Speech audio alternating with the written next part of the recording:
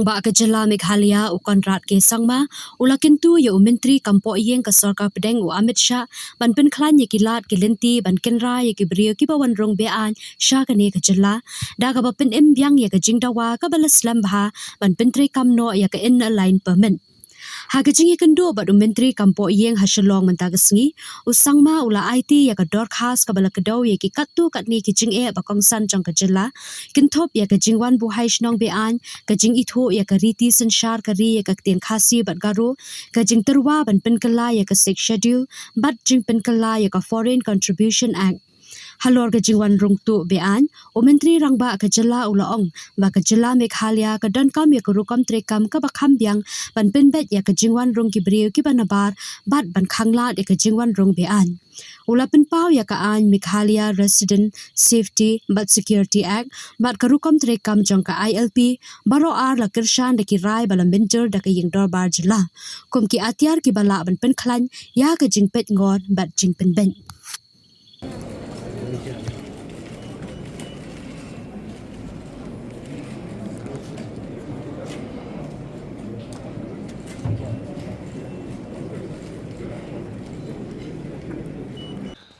Today, after the NEC meeting, there were different groups that had met the Honorable Home Minister. We had our representatives from the Khasi Author Society, which was headed by the President, Dr. Nonglait, and other members. And they had met Honorable Home Minister and submitted the memorandum for inclusion of Khasi language in the 8th schedule. And the Honorable Home Minister has briefed that there are about 100 plus such demands, and that they will be forming a committee to head and look into these different demands and take a positive step, and that both Khasi and Garo language are part of that list of languages that the government and this committee will examine. Similarly, because of shortage of time, all the representatives could not make it, but the Archik Literature Society was represented by one of the senior members from the Garo community, and on behalf of the society, he had submitted the memorandum to the Honorable Home Minister for inclusion of Garo into the 8th schedule. Apart from that,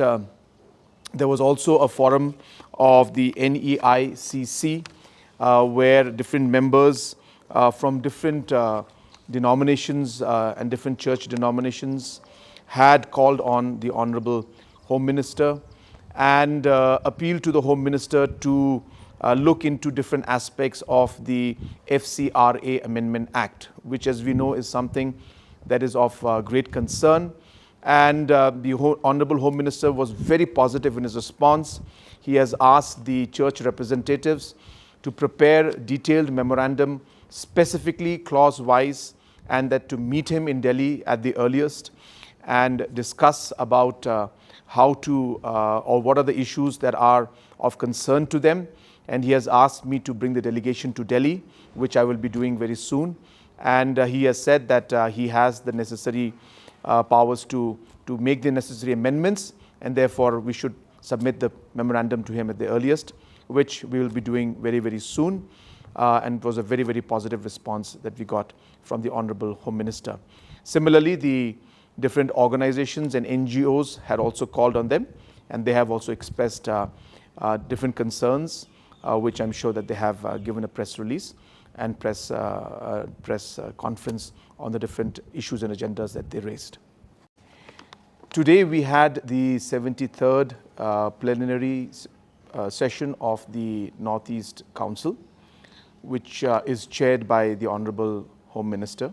Shri Amit Shah ji. And in the session, our Honorable Union Donor Minister was also present. All the governors of all the 8 states of the Northeast and the Honorable Chief Ministers of the 8 states were present today, and all the officials from different states and different central government ministries were also present. During the course of the session, there were different aspects of policies that were discussed. And I'm very pleased to state that the Honorable Union Minister and the Honorable Donor Minister had constituted national high-level task forces headed by different chief ministers on different subjects that were important for the Northeast. For example, agriculture-related task force, tourism-related task force, infrastructure-related task force, sports-related task force. And all of these task forces have given their presentation today, and they have given a report and the way forward in which the entire Northeast and the different states can work together to push the different agendas that are there, and how, rather than working as individual states, they can work as a united team for the entire Northeast. And maybe for the first time we are seeing this kind of a policy direction being taken by the Northeast Council, which is something that many have been speaking for a long time. So we are seeing that thought process today finally actually fructifying. And NEC, from being just a funding agency today, has become into a policy agency, and an agency that's creating different thought processes for the Northeast and the different states in the region. And it was a very productive meeting, and now we look forward to actually seeing the reports being submitted by these high-level task forces being implemented in the next 1 year. And that is a direction that the Honorable Home Minister and Donor Minister has given to each of the chief ministers who heads one respective high-level task force. And we hope that we will see a lot of positive results, as it will be a collaboration between the states of the Northeast and a coordination between the central ministries for Government of India, and a mechanism of making sure that they work together to achieve the common goal. During the visit of the Honorable Home Minister to Shillong for the 73rd preliminary session of the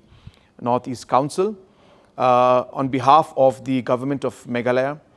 I have submitted a memorandum to the Honorable Home Minister. In the memorandum, there were 4 important points that I had mentioned.